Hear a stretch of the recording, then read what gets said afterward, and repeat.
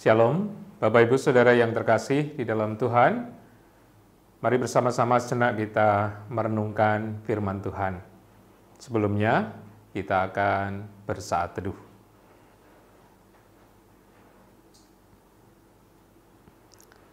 Firman Tuhan diambilkan dari Injil Matius pasal yang ke-8, ayatnya yang ke-18 sampai dengan 22.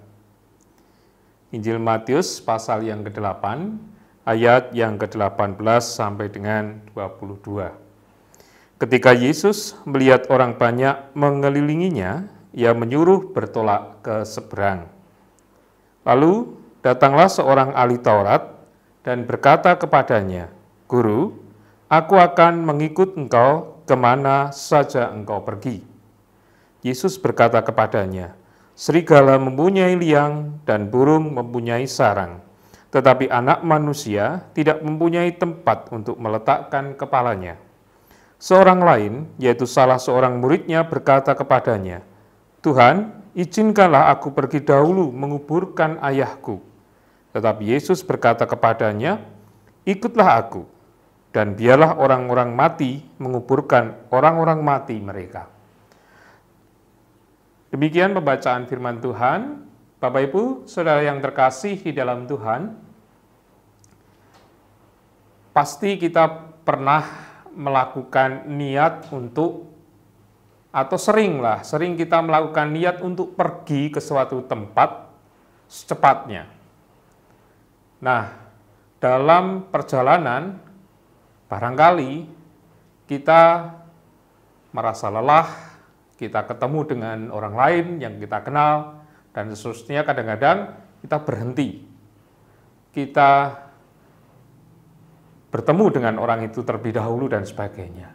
Sehingga akibatnya apa?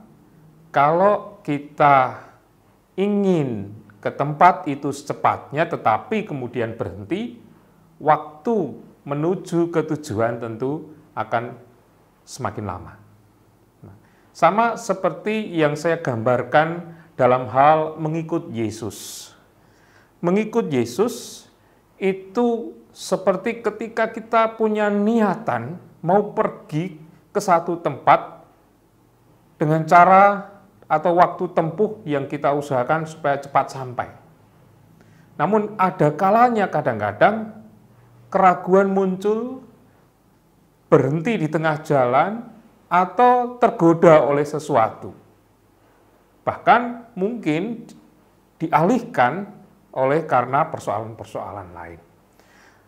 Cerita tentang hal mengikut Yesus seperti judulnya ini juga digambarkan demikian.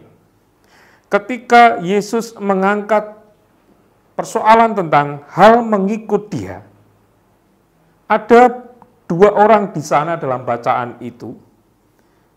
Yang satu ahli Taurat. Ia berkata kepada Tuhan, "Guru, aku akan mengikut engkau kemana saja engkau pergi."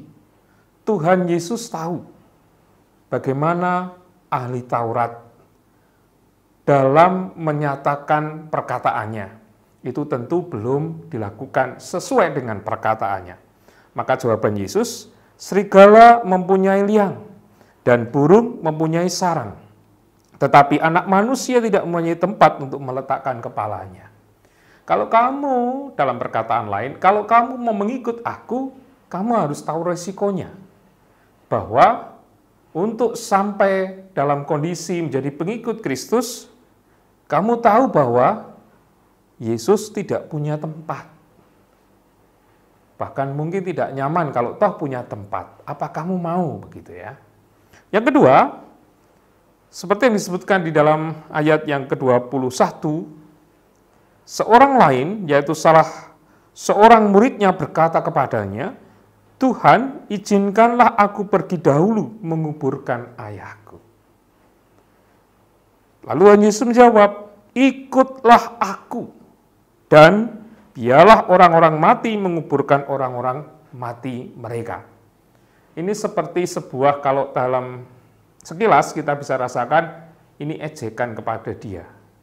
Kalau kamu sudah niat mengikut aku, mau pergi ke satu tujuan, ya sudah, jangan tengok belakang lagi. ikut Yesus terus fokus ke arah sana. Kalau ada persoalan-persoalan yang dihadapi, abaikan terlebih dahulu. Karena barangkali ketika sampai pada tujuan itu kita dikuatkan. Kita merasakan buah dari niat yang sungguh-sungguh untuk menuju ke sana. Demikian pula mengikut Yesus seperti itu.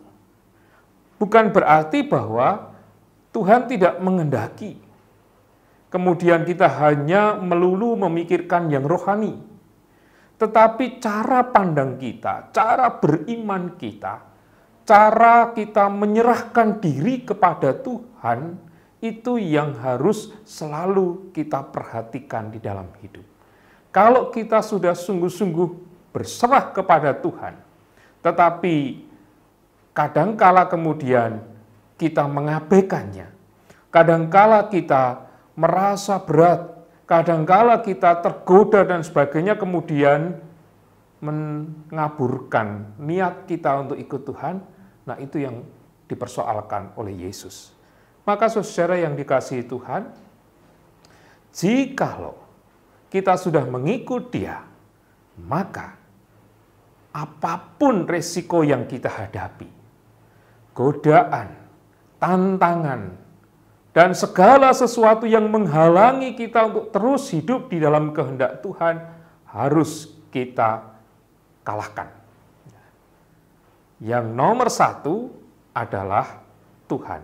Dan itu harus menghiasi seluruh kehidupan kita. Ketika kita ada masalah, ketika kita melanjutkan hidup pemberian Tuhan, semua didasarkan pada keinginan untuk memuliakan Tuhan.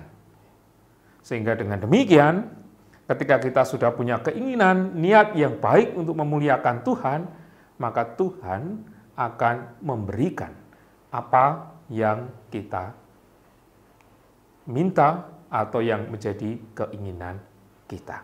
Berkatnya itu akan selalu menguatkan kita semua.